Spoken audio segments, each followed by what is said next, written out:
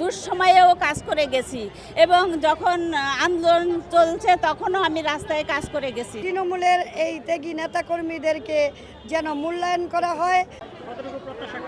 প্রত্যাশা আমি 100%ই করি। আমি ফর্ম নিয়েছি আমার ঝিনাইদহ জেলার কোটচাঁদপুর মহেশপুরের মেয়ে। আমি সেখানকার বিএনপির ঘাঁটি 1 নম্বর ঘাঁটি ছিল ঝিনাইদহ জেলা। সেখানকার 3টে আসনই জামাত পেয়েছে সেই কারণ, এবং তাছাড়া আমার মহেশপুর জেলার মহেশপুর থানার আমি খুব প্রত্যন্ত অঞ্চল।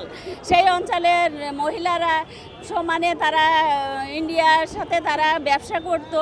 সেই ব্যবসা থেকে আমি এই রাজনীতি করি স্টুডেন্ট লাইফ থেকে, তখন থেকে তাদেরকে ফেরানোর চেষ্টা করছি, এখনও পর্যন্ত তাদের হয়ে কাজ করছি। এবং আমাদের বিএনপির যে পিছিয়ে পড়া দলটা আমাদের জেলায়, সেই দলটাকে আবার এগিয়ে নেওয়ার জন্য আমি আবার অনেক কাজ করে যাচ্ছি। দল আমাকে মূল্যায়ন করবে এই কারণেই যে আমি দলের হয়ে দুঃসময়েও কাজ করে গেছি এবং যখন আন্দোলন চলছে তখনও আমি রাস্তায় কাজ করে গেছি।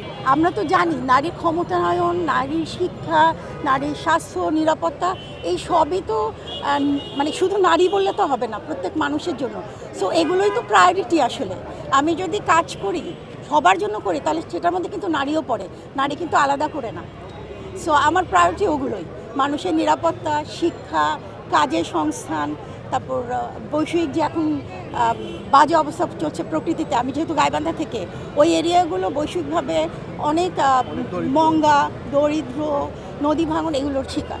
সো এই সব কিছু নিয়েই তো কাজ করতে হবে।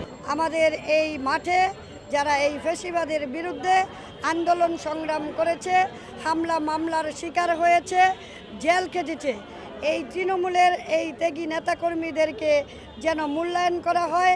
আগামী দিনের সংসদ যেন হয় নবীন প্রবীণ মিলে, যারা সংসদে কথা বলতে পারবে, যারা সংসদে উপস্থাপন করতে পারবে জনগণের নারীদের অধিকার, শিশুদের অধিকার, নারী শিক্ষার প্রসার, নারীদেরকে সমানভাবে শিক্ষিত করে একটি নারী যখন শিক্ষিত হবে তখন সেই নারী হয়ে উঠবে আত্মবিশ্বাসী।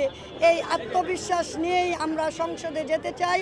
আমাদের এই নারী আন্দোলনে আমাদের ভূমিকা ছিল, আমরা রাজপথে ছিলাম, আমি হামলা মামলার শিকার হয়েছি।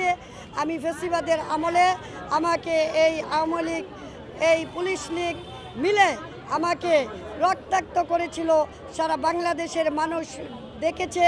তাই আমি চাই, আমি হামলার শিকার হয়েছি, মামলার শিকার হয়েছি, আমি জেলে গিয়েছি, আমার সাজা হয়েছে, আমি চাই দল আমাকে মূল্যায়ন করবে।